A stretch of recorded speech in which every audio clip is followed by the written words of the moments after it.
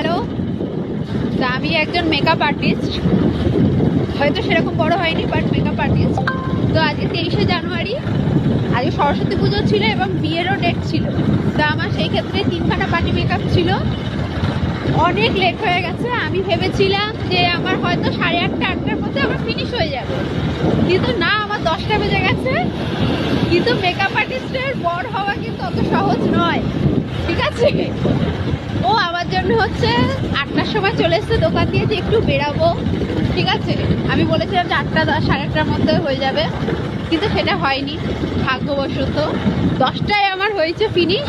তো 10টার সময় বেরিয়ে হচ্ছে আমরা রেস্টুরেন্টে গেছিলাম। আমি তো পুরো পাগলের মতো আছি, যেইভাবে ছিল সেইভাবেই বেরিয়েছি। ও বেচারা আমার জন্য চুল টুল সব কেটেছে, কিন্তু টাইমে আমরা বেরোতে পারিনি। আমাদের প্ল্যান ছিল টালা প্রত্যয় যে ঠাকুরটা সেটাও দেখার, কিন্তু সেটাও হয়নি। তো তার কি বক্তব্য সেটা তোমরা একটু শুনে নাও। বলো, তোমার কি বক্তব্য আছে? একটু বুকের কাছে বলো। বুকের কাছে একটু চিনচিন করছিল, ঠিক আছে? কিন্তু মাঝে মাঝে ভালোই লাগে, একটু বন্ধু বান্ধবের সাথে একটু সময় দেওয়া যায়। টাইম বদমাস, টাইম বন্ধু বান্ধব বদমাস, না বলবো না, একটু চিনচিন করছিল বুকটা, বেরোয়নি বলে সরস্বতী পুজোয়।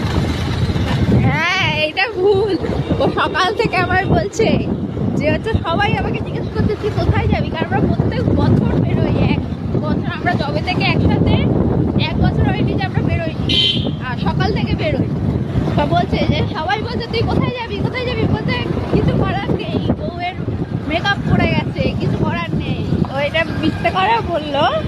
হয়তো একটু আনন্দ পেয়েছে, কিন্তু বেশি পাইনি, এটা আমি জানি। ঠিক আছে, আমার মতো কার কার অবস্থা অবশ্যই কিন্তু কমেন্ট করে জানিও। টাটা।